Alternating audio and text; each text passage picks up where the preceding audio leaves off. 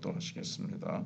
여호와의 말씀이 내게 임하여 이르시되 인자야 포도나무가 모든 나무보다 나은 것이 무엇이랴 숲속의 여러 나무 가운데 있는 그 포도나무 가지가 나은 것이 무엇이랴 그 나무를 가지고 무엇을 제조할 수 있겠느냐 그것으로 무슨 그릇을 걸 못을 만들 수 있겠느냐 불에 던질 땔감이 될 뿐이라 불이 그 두 끝을 사르고 그 가운데도 태웠으면 제조에 무슨 소용이 있겠느냐 내가 그들을 대적한즉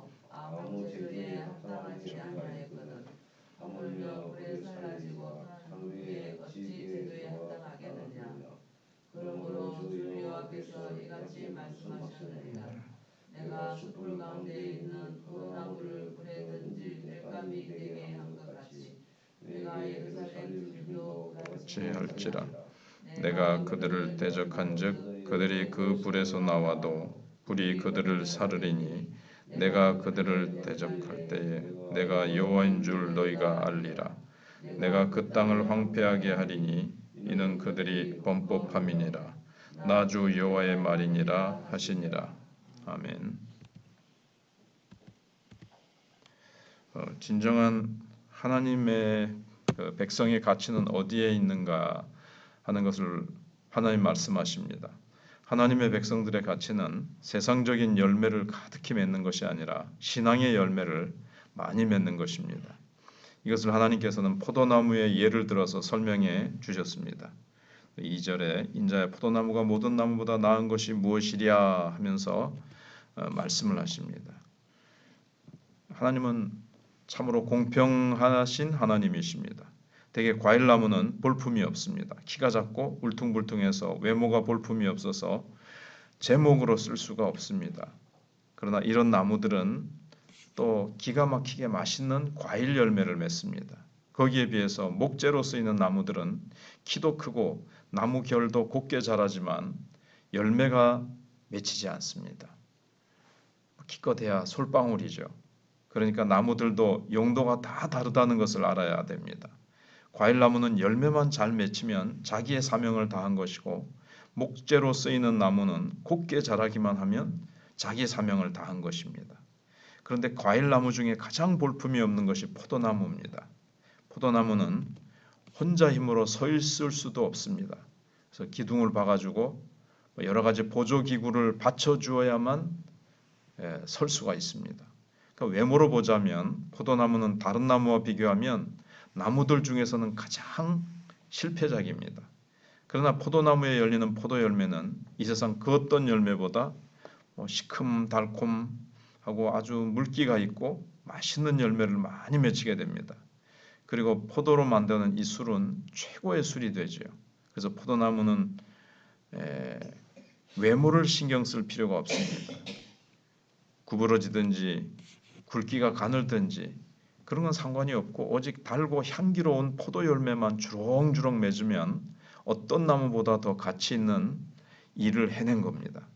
그런데 포도나무가 열매로 승부를 내려고 하지 않고 나무나 가지로 승부를 내려고 하면 어떤 나무도 이기지 못하고 불에 던져지는 땔감밖에 안 된다고 오늘 본문에서 하나님이 말씀하고 계십니다. 여기 보면 본문에 포도나무는 그릇을 달 수 있는 못으로도 사용될 수 없다고 말씀하십니다. 집을 만드는 제목은 물론이고 짝대기나 지팡이로도 쓸 수 없고 또 포도나무 자체로는 아무 쓸모없는 겁니다. 오직 포도나무는 열매로 승부를 걸어야 됩니다. 그런데 지금은 나무 양쪽이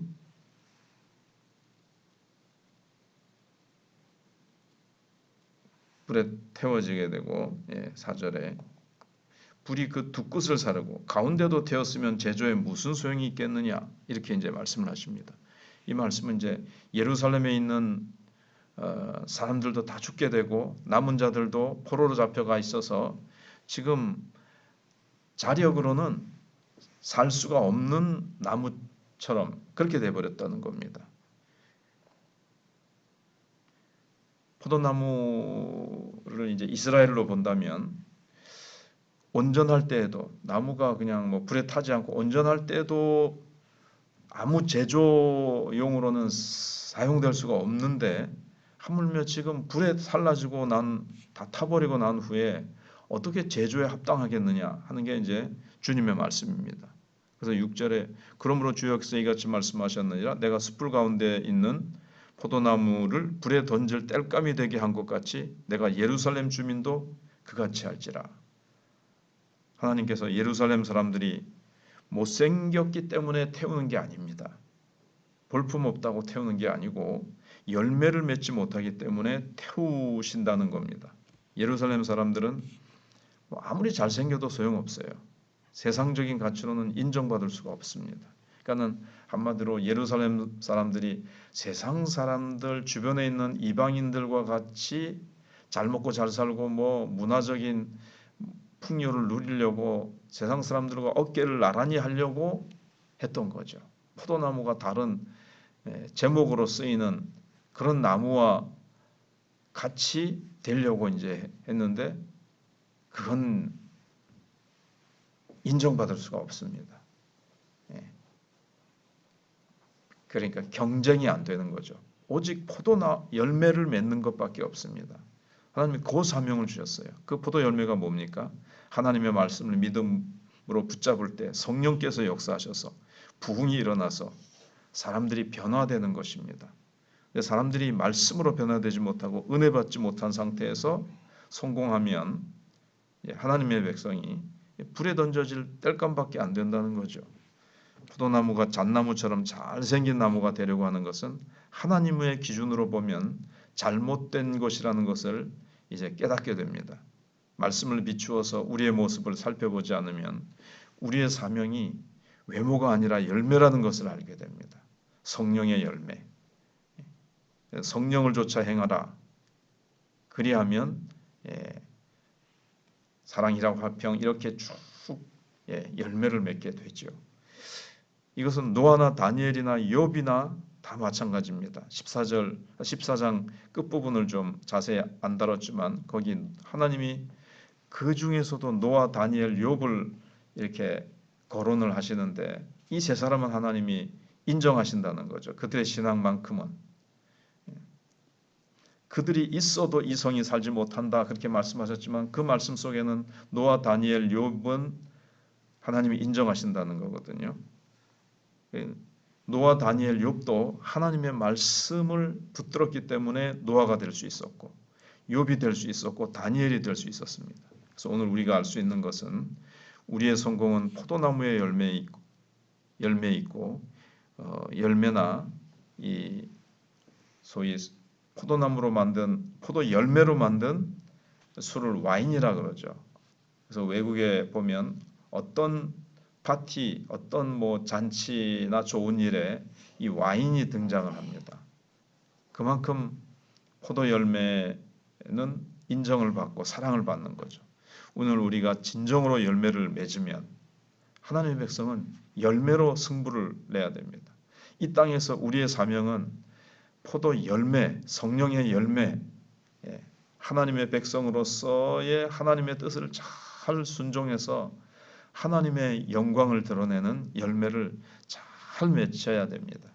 그것으로 인해서 다른 포도나무들도 살게 될 것이고 이제 우리는 세상에서 잘되고 성공하는 것을 이제 다른 사람들이 세상에서 잘되고 성공하는 것을 보면서 비교하면 안 됩니다. 다른 세상 사람들 보면서 신앙생활 안 해도 잘되기만 하네 이렇게 눈에 보이는 걸 가지고 비교하면서 자신의 신세를 한탄하면 안 됩니다.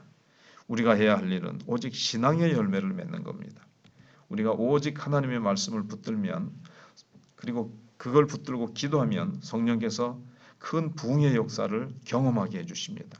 이것만 제대로 하면 우리의 일, 우리의 사명을 충분히 잘 감당한 겁니다.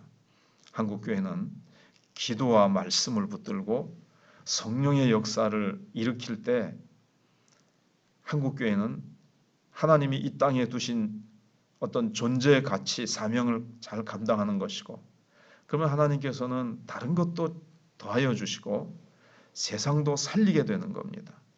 근데 우리가 세상 사람들처럼 그런 성공의 열매, 인기의 열매를 맺으려고 하면 그건 이제 한국 교회는 이제 사명을 감당하지 못하게 되는 것이고 교회도